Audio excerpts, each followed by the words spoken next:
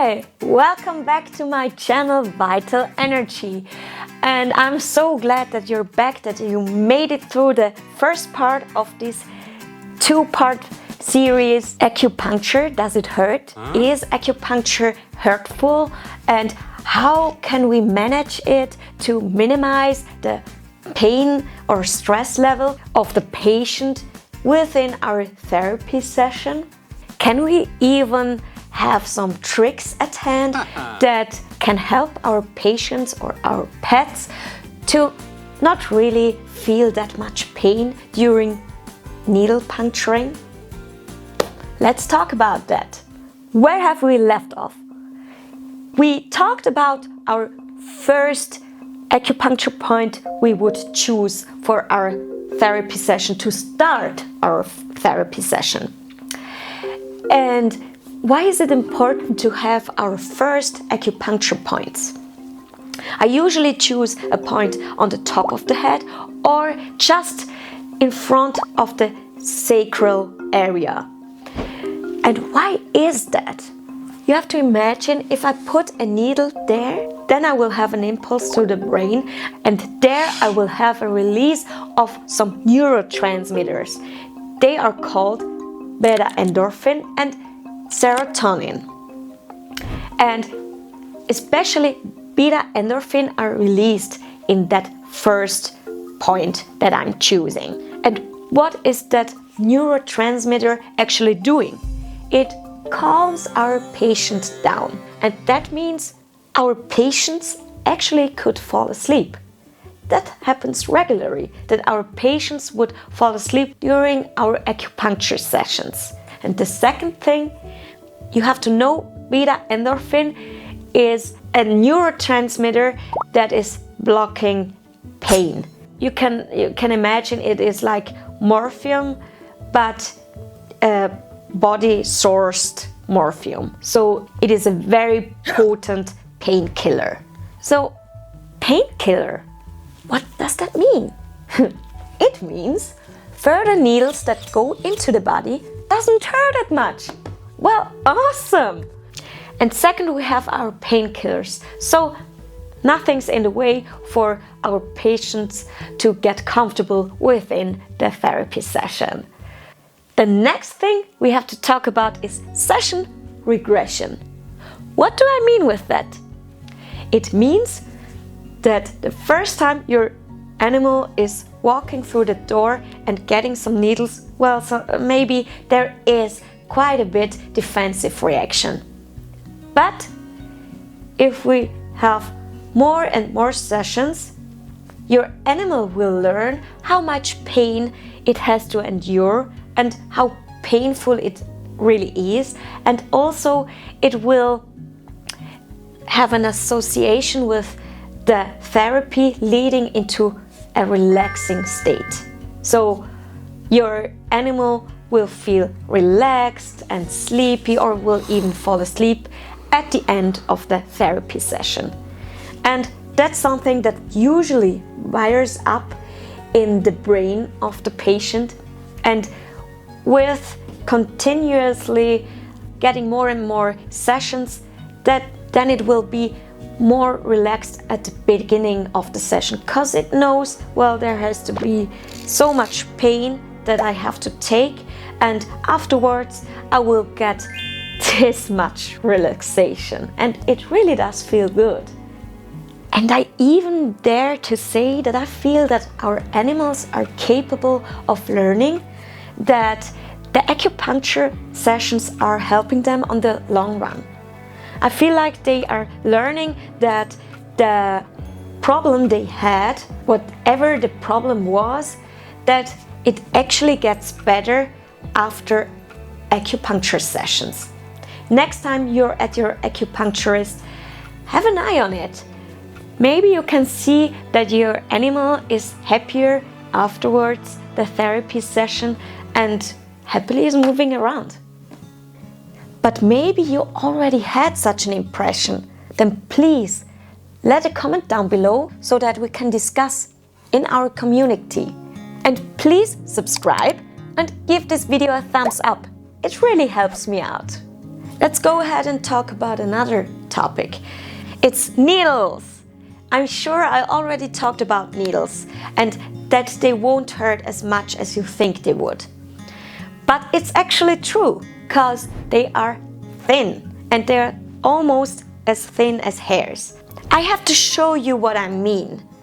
Here you can see needles that are very, very, very thin. And if you compare this kind of needles with hypodermic needles, it means needles that are used for vaccination, then you will see that the hypodermic needles are very rigid and the acupuncture needles are very bendy. That helps with pain sensation, because bendy needles aren't as painful within your body as hard, rigid needles. And furthermore, let's have a close-up. You have to imagine if you want to put fluids, pharmaceutical drugs into a body, you have to have an object that has a capacity, a cavity that is able to lead the fluid into the body. So if we have an object that has a cavity, logically said, it is thicker. So the acupuncture needle without a hole, a cavity within the needle is thinner than a hypodermic injection needle. And in comparison, you would see, well, there is a very big difference. And it also doesn't surprise that the acupuncture needle would be very much more accepted by our patients than hypodermic needles. So when we talk about needles, it's also important to say that the technique, how we put in needles into bodies, does matter. I already talked about that topic in the first video of this series, so if you missed that one, then please go back, watch the first video and then come back. Next we have to talk about our critters and their characters. That plays a very, very tremendous role in our pain sensation. Why is that? It's simple. You certainly saw some animals that were very extrovert and very playful, always running around joking. Oftentimes these kind of animals are very sensitive to painful events, and they don't even have to be painful. Sometimes they even jump and scream when they put a paw on a pebble. And also we have more aggressive, responsive characters. That are animals that are more bossy. They always try to find out, who's the boss today? They are likely to be not as compliant to the therapy or with the therapist as other animals. In other words, if we have an extrovert character or a bossy character, if they show defensive reaction, it doesn't mean that they actually have that much pain as they show to us. Almost always, it's just fine to calm them down, give them something other to think, for example, pat them on the head or give them some food to chew on, just to take their mind off the things going on their backs or wherever I'm putting in the needles, so that they can focus on something different. And then it will be just fine to continue the acupuncture session. You also have to keep in mind that not just the animal is critical to the success of your therapy session. It's also the owner of the pet. And why is that? It's because if an owner is very critical or afraid of the therapist putting in needles into its pet, then the pet will know, ooh, there is something going on. What is it? What is it? And it will get anxious, because I call it the vibration the owner will emit, it will transfer on the animal. It will suddenly catch up the atmosphere within the room. It will come up with the conclusion, I won't cooperate. So it is really important to choose the person that's coming along with your animal to your acupuncture session. I will suggest that the owner will participate the therapy session, but most of the times the pet actually has a parenting couple, and sometimes one of that couple is very anxious in the therapy session, and then it does make sense to choose the other part of that owner couple to come along with the dog or the cat, whatever animal is coming in for the therapy session. And there's also another psychological thing going on called the child effect. You've already been to a playground, and when you're looking around the playground, you would see children playing with each other. And all of a sudden, a child would fall off the swing, for example. And what's happening now? Oh, that's very interesting. Let's have that situation that, for example, a mother and a kid is in eyesight. And some kids would turn their head to their mother first thing when they fall off the swing. And then, if the mother watches, they begin to cry. Okay, let's have this situation where the mother isn't in eyesight of the child. So the child falls off the swing, looks at their mother. Well, there is no mother, or the mother isn't looking at the child. Well, then all of a sudden it's not that bad. The child will stand up and walks to the next child and is starting to play again. Does it sound familiar? Well, it also happens within our patients. Some of our patients, if they get hurt, they would immediately look at their owner. And then if they see that the owner is watching them, they would go,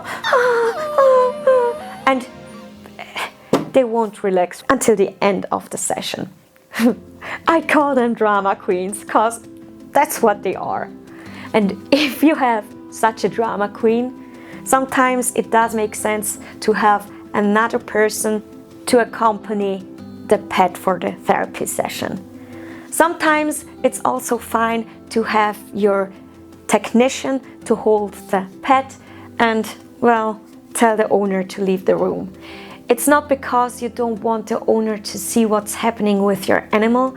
It's because we have a drama queen that actually doesn't react to the acupuncture session as good as it would if the owner won't accompany the session. And you would be amazed, these kind of drama queens oftentimes are much calmer in the session if they are on its own or with another person, but without the owner, I'm sorry. But nevertheless, if you have an animal that is suffering from a disease, please don't just rely on these kind of videos, because these are just for educational reasons. And if you have an animal that is suffering from a disease, please go to a local vet so that the vet can have a closer look at your animal. Therefore, he would diagnose your animal accordingly, and your animal will get a treatment plan especially designed for its disease. And now I want to send out my thanks especially to you, because you are making it possible that I am sitting here talking about traditional Chinese medicine. And thank you for being open to leave down comments so that we can stay in touch and really talk to each other. And therefore I thank you so much, and I hope I will see you in the next video. Have a good one. Bye!